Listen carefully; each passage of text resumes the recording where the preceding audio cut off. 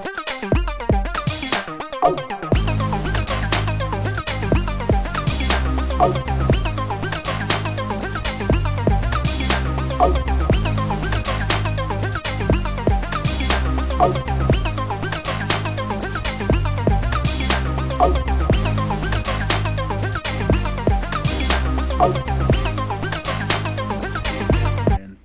about measures and past things, and there's a lot of big things that happen, man.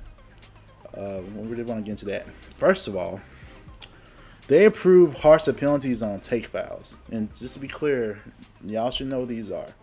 You know when your team's in transition, and to stop the play of the ball, you just take a foul. You know, some of the reasons why people don't like this is because it slows down the game. Like early parts of the game. So these are like transition takes fouls. You know, so these stop the clock. They're anticlimactic. You want to see, oh man, maybe he about to do a dunk. Oh, nope, I can't see it because he got fouled. So like, you know, it's good that they're trying to impact this. It's already going on right now in the summer league.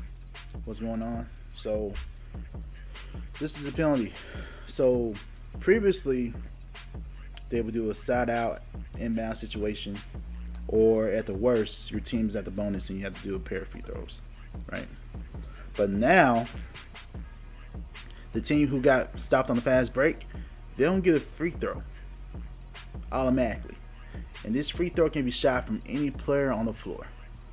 And they get to keep possession. So not only do you get free points, well, a free point if you make the shot, you'll also keep the ball. Obviously, if you're a coach, you hate that. And of course, you'll steer away from players doing take fouls in these situations. You know? So yeah, what's your reaction to that? I think it's good. I like it. On one side, as a fan, you're getting more action and less, take fouls, less stops in play, and more exciting fast break opportunities, which is great. As a fan, it's awesome to see. But like you said, from a coaching standpoint, from a strategy standpoint, it's gonna suck. But I think it's overall good, because that means as a team, as coaching goes, as far as like organizationally and schemes and play sets and everything, you have to be on top of it. You can't, at this point, you already couldn't afford turnovers, but if you turn the ball over and you can't stop them, or you can't get a take foul to slow it down, you're just gonna put yourself in a further hole. You're gonna pick up fouls. You're gonna you potentially widen the gap of points because they're gonna get a free throw, and you lost a possession anyway. So now, yeah, if I'm a coach, I'm not wanting to do that, but I think that means that they're gonna emphasize take care of the ball. Make sure that you don't turn this ball over, because if LeBron gets out on the break, you already can't stop him. If you are behind him, you can't get a take foul. You're gonna get, not only that, but the big thing here is that you can get a free throw, and it could be anyone on the floor. It doesn't have to be the guy that got fouled. So LeBron, for instance, like I just said, gets fouled on a take foul. He doesn't have to shoot the free throw. He's not a bad free throw shooter, but he's he's also not the best. So if you then get, let me see, for lack of better players, I'm gonna say Anthony Davis or Horton Tucker. You can get those guys to take the free throw, and you got a bigger chance of getting an extra point and a possession. So I think that's huge. And I hope that teams are less sloppy with the ball, which makes it even more exciting, more fast break points, and more, just straight up great possessions on in the half court too. I think it's awesome. Yeah, and those keep from getting the clock stop like often. I just want to clarify something too. They also had some clarifications with the rule change. in the final 2 minutes of the fourth quarter, in the last 2 minutes of any overtime period, the penalty is not going to apply. Okay, the defensive team will still be able to take the foul to either stop the clock, because you want to stop the clock in certain situations, especially in those situations, with 2 minutes left in the fourth quarter or 2 minutes left in overtime. You want to stop the clock in certain instances, right? Because you want to be able to try to come back, right? Or to prevent the team from making a 3-point shot. So it's okay. So instead, it'll just go back to what it was previously. You do a side out of bounds, a side inbounds play, or if they're in the bonus, they'll take a free throw. So I just want to clarify that. So makes sense. Yeah, cool. it makes sense. So it's good. I'm glad they thought that up too. You still do need to have that ability to stop the clock in late game situations. Right. So. Yeah, but it's different compared to second quarter. Right. Just slowing down the game, man. So it's good. I like it. So the other, yeah. The other thing that happened too that they approved. We had the playing tournament. This began on a trial basis, about 2 years ago in 2020. So now it's actually permanent. Now it's here to stay. So of course the playing tournament is the teams that finish 7th through 10th in each conference can try to secure a berth in the playoffs in a little mini tournament. So obviously, I think the drama of the tournament helped it be approved and make it permanent.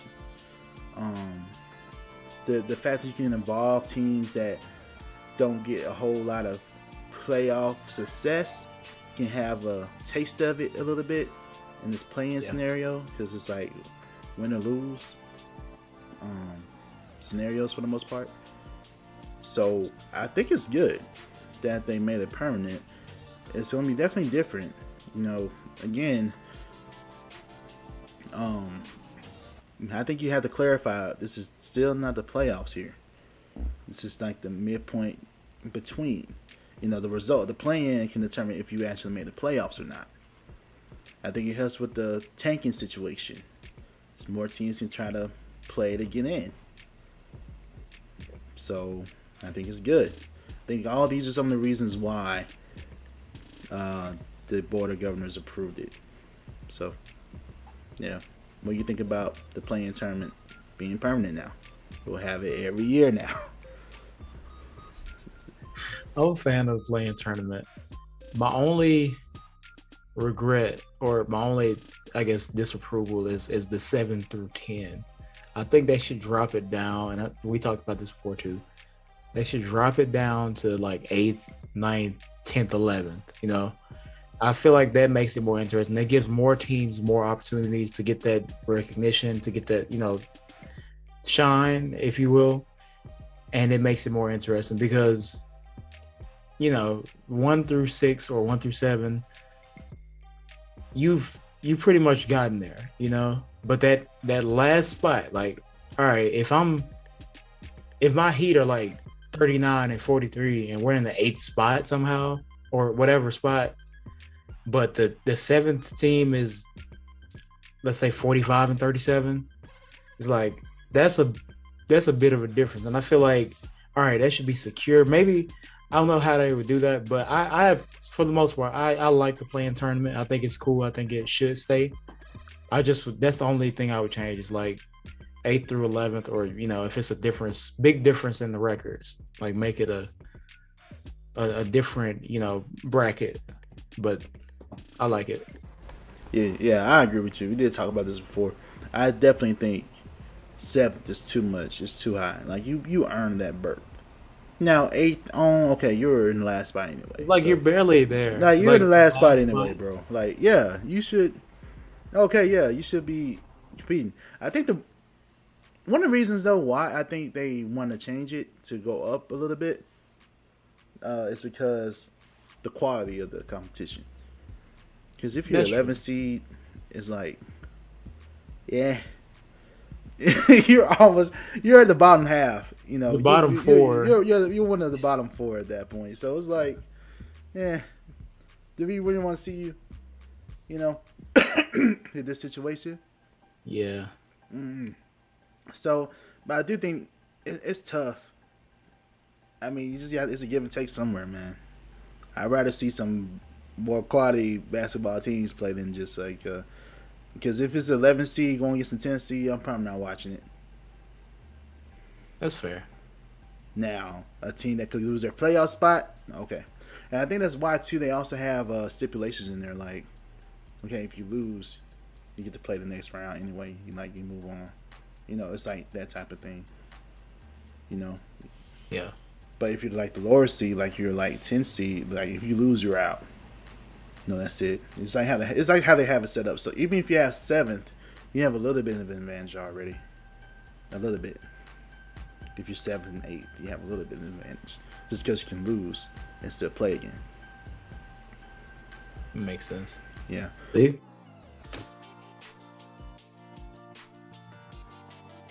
What up? Thank you for tuning in to the Swish Masters Podcast, and thank you to our sponsor, SS96.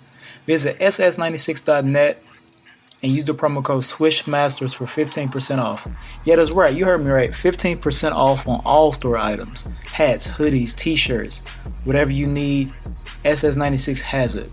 Also, don't forget to go and check out that music from Straight Stoner, produced by yours truly. You know what it is, Gut Gang, mobbing, sleepwalking. We out here. Thank you.